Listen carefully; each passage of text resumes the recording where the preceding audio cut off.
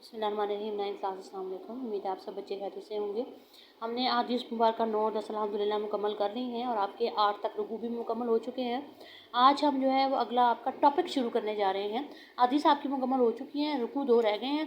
तो आज हम पहले जो है वो टॉपिक शुरू करेंगे जो आपका आखिरी टॉपिक है। 3 टॉपिक आप पढ़ चुके हैं और वो है ज़कात का। ठीक है, ये बहुत इंपॉर्टेंट टॉपिक है। इसमें से बोर्ड में से लाजमी एक सवाल आता है, इसलिए इस पे आपने इसको अच्छी तरह से आपने इसकी तैयारी करनी है, याद करना है।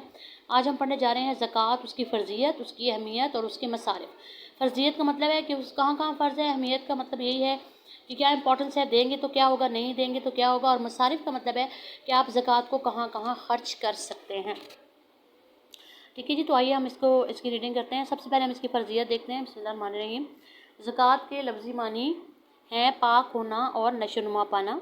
ये माली इबादत है और दीन इस्लाम का अहम रुकन है जो एक साहिब निसाब मुसलमान पर अपने माल में से एक ख़ास शरह के मुताबिक फ़र्ज़ है। सबसे पहले मैं आपको ये बता दूँ, यहाँ पे आपका एक शॉर्ट क्वेश्चन बनता है, वो है ज़कात के लफ्ज़ी मानी क्या है। ठीक है, और साथ आपका एक शॉर्ट क्वेश्चन क्या बनता है, ज़कात के लफ्ज़ी मानी नीज़ ज़कात का मफ़हूम लिखें।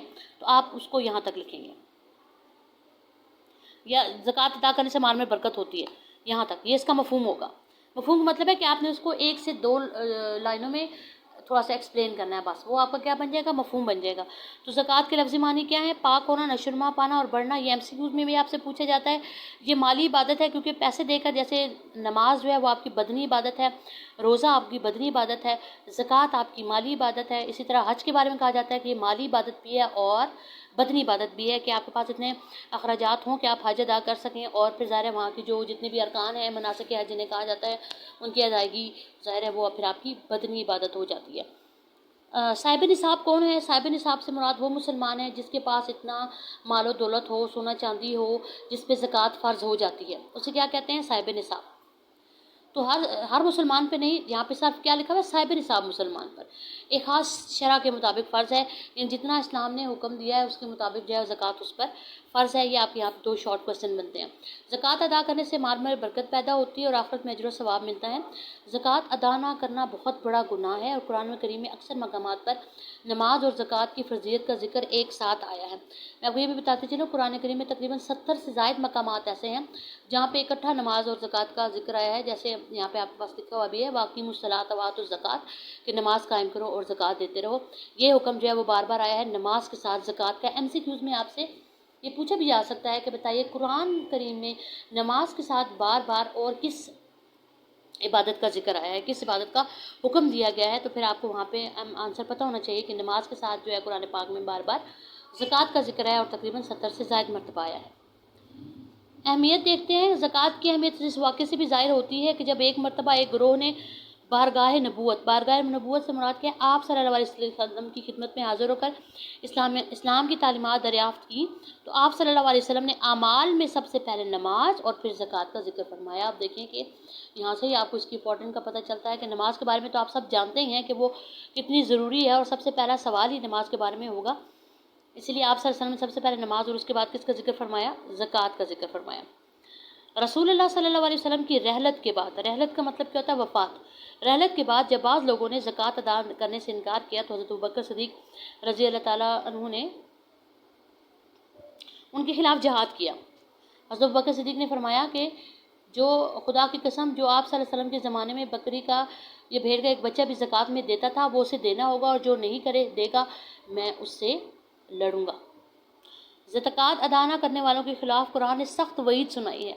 सख्त अल्फाज में कुरान पाक में उन लोगों को डराया गया है कि जो ज़कात अदा नहीं करते, ज़कात अदा करने वो साहिब निसाब तो हैं लेकिन अगर वो ज़कात अदा नहीं कर रहे तो उनके लिए कुरान पाक में सख्त वईद है, सख्त सज़ा का हुक्म आया है कि ताकि वो सख्त सज़ा इसीलिए है ताकि वो लोग अपनी ज़कात जो है बर वक्त अदा करें।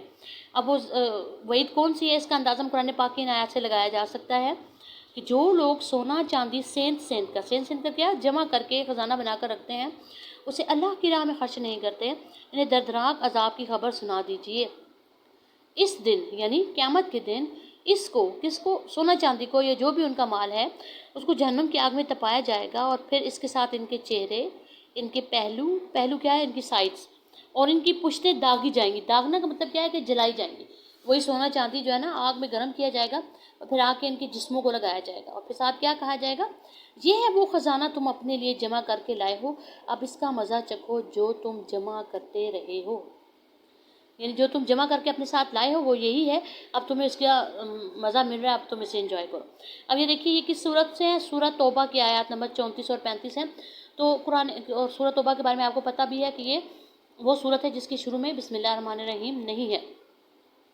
تو ایم سی کیوز میں آپ سے پوچھا بھی جا سکتا ہے اور آتا بھی ہے یہ ایم سی کیوز کہ زکوٰۃ ادا نہ کرنے والوں کو وعید کی سورہ میں سنائی گئی ہے. تو آپ کو پتہ ہونا چاہیے کہ وہ کون سی سورہ ہے، وہ سورہ توبہ ہے. ٹھیک ہے جی، آج کے لیے 9 کلاس ہمارا اتنا ہی ہے کام، آپ نے اس کو اچھی طرح سے پڑھنا ہے. اور جو میں نے شارٹ کویشچن آپ کو بتایا اپنی بک میں ساتھ ساتھ لکھ لیا کریں. میں نے آپ کو بتایا کہ زکوٰۃ کے لفظی معنی اور اس کا مفہوم لکھیں. پھر آپ لکھیں زکوٰۃ کی اہمیت کا نوٹ لکھیں، زکوٰۃ کی اہمیت بیان کریں. وہ آپ 1-2 لائنوں میں، جب شارٹ میں آئے گا نا تو آپ 1-2 لائنوں میں اس کو لکھو گے، زیادہ اس کو ڈیٹیل کے ساتھ نہیں، کیونکہ مارکس کے اکارڈنگ آپ نے جواب لکھنا ہوتا ہے. ٹھیک ہے، تو آج کے لیے اتنا ہی. اگلے لیکچر میں انشاءاللہ آگے اس کو لے کے چلیں. اللہ حافظ.